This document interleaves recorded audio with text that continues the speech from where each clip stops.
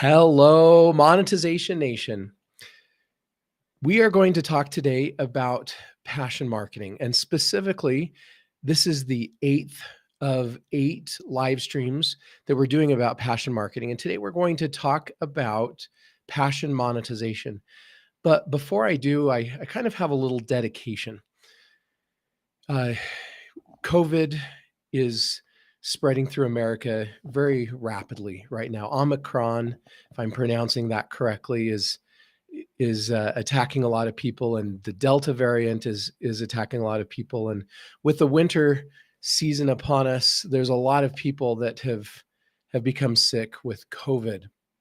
And I'd like us all to each take a moment to remember those people that we love, that have passed away or been affected by COVID. I've been in COVID I've been in COVID quarantine for a little bit over a week now. And today is my 11th day since I had symptoms, and I finally get to come out. Our family has a tradition around Thanksgiving that we eat Chinese food. We don't do it on the night of Thanksgiving, but we do it usually a night right around Thanksgiving. And this tradition started because my mom is a really good cook of Chinese food, and she did it one year, and we loved it so much that it just kind of caught. And with my little family, with my parents and my siblings, we started doing Chinese food for Thanksgiving. And this last Thanksgiving, my wife has been incredibly supportive of that Chinese food tradition. That means a lot to me. And this last Thanksgiving, we were not able to do it because we were down in Arizona, and my father-in-law had become sick with COVID and was in the hospital, and we were down to spend a little time with him and try to support our family down there. And he ended up passing away. And so today I'd like to remember my father-in-law, Rick Ullery, and I'd like to remember those people that you love that have passed away from COVID. And I would also like today to remember a couple of people that are pretty dear to me that are fighting COVID as we speak. The adoption.com creative director, her name is Julie Phelps, and her husband is Tyrell, and they have one of the most adorable little girls that I've ever met, other than my own, of course. She has Down syndrome, and her name is Addie. And all three of them are in the hospital with COVID right now. And just ask for your prayers for Jules and Tyrell and Addie and those other people that you love, and the people you may not even know that are dealing with COVID right now. So let's switch to a more positive note. Seth Godin, one of my heroes, he's a marketing expert, said, "Don't find customers for your product, find products for your customer." This is an extremely common mistake that businesses make. They create what they feel is a great product, and then they go try to find someone to sell it to. That business model is becoming harder and harder to be successful at. And the way to be successful is to flip that on its head. Instead, start with an audience, find what your audience wants to buy from you, and then make it and sell it to them. It seems so simple. It seems so elementary, but I believe the majority of businesses today are making this mistake where they're starting with the product instead of starting with the customer. We need to be insanely customer-centric, customer-focused businesses. A story of a company that many of us have heard of that made a mistake and did not create a customer-centric product was Ford. And Ford spent more than $400 million creating a new car. They called it the Edsel. However, after just a couple of years, they had to take the car off the market. People did not want to buy the car. They did not find out what the customer wanted to buy. This is how we lose money. We build a product that we think people are going to love and create it, and shockingly, they don't want to buy it. So how do we avoid making this horrible mistake? And I've made this mistake before too. I was at Funnel Hacking Live about 3 months ago. And on the first day of Funnel Hacking Live, we were so blessed to hear Caitlin Pullen speak. Caitlin is the founder of Lady Boss Weight Loss. Any of you familiar with her? She is an inspiration as an entrepreneur. She runs Lady Boss, which is the fourth fastest growing company in America, according to Inc. You've heard of the Inc. 500 list? Well, she's number 4 on that Inc. list. She generates more than $160 million in annual recurring revenue. She taught us in this conference how we're not just in the e-commerce business, or we're not just in the coaching business, or we're not just in the digital products business. We're not just in the physical products business. We shouldn't pigeonhole ourselves into one of these markets. Instead, we need to be in the business of serving our customers. And that was a huge shift that she had to make. In the beginning, she thought that she was a digital products company. And she spent a lot of years, a lot of time just focusing in the digital product space. And her customers would ask for products outside of the digital product space. And she would tell them no. And she thought that she had to focus on just one thing. But she realized that instead she needed to focus on a customer obsession. She needed to change and focus on knowing and giving her customers what they really wanted. In the beginning, when she was focused on digital products, she said she got to a point that she felt stuck. She felt handicapped. She felt that there were a lot of opportunities that, but they had to stay within their lane.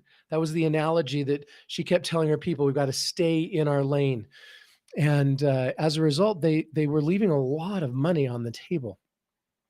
It wasn't until she started listening to her customers and she realized that she's not in the business of selling digital products, but she's in the business of serving her customers.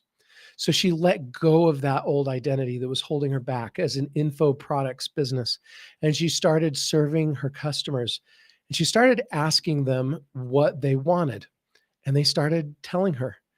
And she started using that customer input and data to release new product lines to her audience. She says there are 3 common questions that she would ask her customers, or that she would ask. And she recommends all of us ask ourselves these questions. She says, who is it that you serve? We've got to know who our ideal customers are. We've talked about in these lunch seminars, finding the love group, the passion audience, right? Who loves us the most? So that's the first thing we have to find. Number 2 is, what is the goal that they're trying to reach?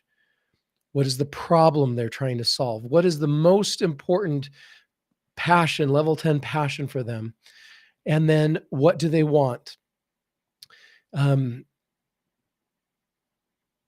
So basically that third question is, what do they want or need to be able to achieve the answer to number 2? What is it they're trying to reach? What's that goal? And then what do they need from you to be able to reach that goal? So who's your love group? Who are your ideal customers? What is the biggest goal they're trying to achieve? The biggest problem they're trying to solve? And then what do they need from you to be able to solve that problem? She talked about the importance of prospect over product. In other words, putting the customer first. It's not about finding a product and selling a product. It's about taking care of the customer and solving their problems first. The 3 strategies for success that she taught us are listen, ask, and execute. She said that she first builds her products by surveying her demographic and using their answers to then create the product. She took the biggest problems that they said they had and then focused on solving those problems within the product. Again, start with the customer, find the problem, and then make sure your product solves the problem. She talked about the importance of listening to the specific words that the customers give us. Sometimes we use terminology, technical terminology, or internal company terminology that are different words from what the customer uses. And it's as we can find the exact words in the surveys and the focus groups, and as we listen in the Facebook group, as we find the exact phraseology that our customers are using, we can then use those exact phrases back in our marketing materials and as we communicate the products back to them. She gave some examples. She said that they listened after they gave up that old identity as an information products company, and they found out that their customers wanted clothing. They wanted merchandise they could wear that conveyed the passion that they were feeling for Lady Boss. So they developed the clothing, a physical line of clothing, which now generates more than 7 figures a year. After that, they listened to their customers, and they realized that their customers wanted a coaching program. They wanted someone to help hold them accountable and to encourage them and support them. And now that coaching line generates more than 7 figures a year as well. They listened and realized that their customers wanted an event. They wanted to come together and connect with other people and the other Lady Boss participants. And now that event is the largest driver of their coaching program. She listened again, and she realized that their customers wanted a supplement line. And she said that supplement line has become the biggest driver of the company's revenue. That was something that they had really tried hard to stay away from. But when they started listening, they realized that that was the biggest thing that their customers were asking for. And that's become the driver of the vast majority of the revenue of their company. She said that was even hiding under, it was a revenue stream that was hiding underneath the revenue stream that became bigger than all of their other revenue streams combined. She encourages us to just keep surveying your customers. Ask them what they want. Ask them what makes them excited. Don't just guess. Find out from the customer what the customer really wants and then give it to them. You don't have to guess what they love. You just have to ask them and give it to them. The customers are then ecstatic because we gave them what they wanted. If we want our customers to be happy, ask them what they want and then give it to them. So think about this, Monetization Nation. Think about how much this is worth to have the information of what your customers want before you develop and launch a new product. Think of the value of that. If someone came to you and said, I know exactly what your customers want. If you build this, I guarantee they're going to buy it. What would that information be worth to you? And the reality is we can get that information. We just have to ask. So she gave us 3 simple strategies to ask our customers. She said, listen to the magic. Listen is the magic before the ask. So she encourages us to listen in the Facebook group. This is our best asset. So find the community, create a following, create a place where the people who love you and are passionate about what you do are gathering and talking. Being able to listen to what they're saying is one of the greatest values of creating that community. And we listen before we ask because then we know the right questions to ask. We also listen in other groups. So in her situation, she sells weight loss products. She went and listened in other weight loss groups and found out what other people were asking for in those groups and what they were talking about. And she said, you also can listen in customer service emails where people are asking for things and explaining the problems that they're having. A great source of customer feedback. She encouraged us to think outside the box. She said it's real important to look for what customers are already buying from other companies. She found that in her situation, 60% of her customers were already buying protein bars from other companies. So that gave her great insight that was something that her customers would buy from her. She talked about the importance of not launching crappy stuff.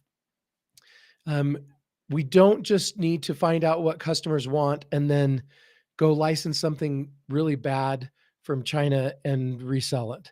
She says it's really important to build our brand on quality. We need to have quality stuff and we need to have good prices on that. So she talked about asking, do they want it? Sometimes we have too many great ideas and we try to do it all at once.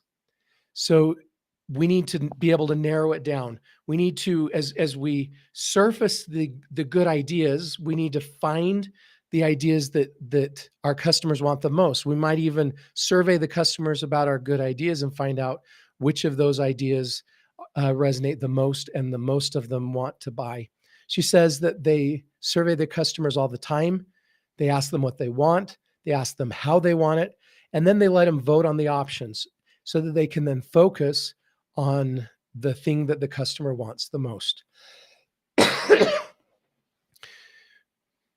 She asks them what are their biggest struggles that you've been having right now trying to reach your goal of X? And what are the things that we aren't currently offering that you'd like to see the most from us?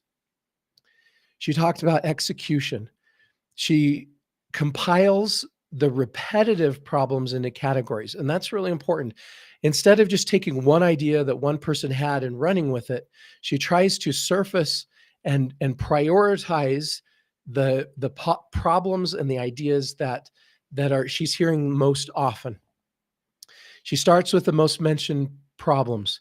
She says you get raving customers because you start with the problems, the biggest problems that the most people are having. You ask yourself, what would solve this problem for them? And then you pick one thing. You figure it out and you give it to them. You don't try to launch 10 new products at the same time. You focus on the thing that best solves the biggest problem that they have, and you focus it until you're done, until you're successful. She gave the disclaimer again, only execute on one thing at a time. They focus on one thing at a time and focus on it until the finish line. Anyways, that's probably enough of a summary from Caitlin Poland. I was so impressed by this talk, and I try to implement it in my business, and I try to implement it in my customers' businesses. And I encourage each of us to go out to our customers and listen to them. Listen in the communities, survey them, do focus groups, find out what they want to buy from us, and then create it, and then sell it to them. And that is one of the greatest ways to monetize passion.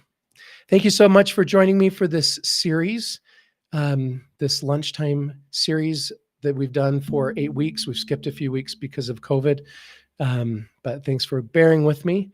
And I wish you success in your passion marketing and in your passion monetization. And have a very Merry Christmas.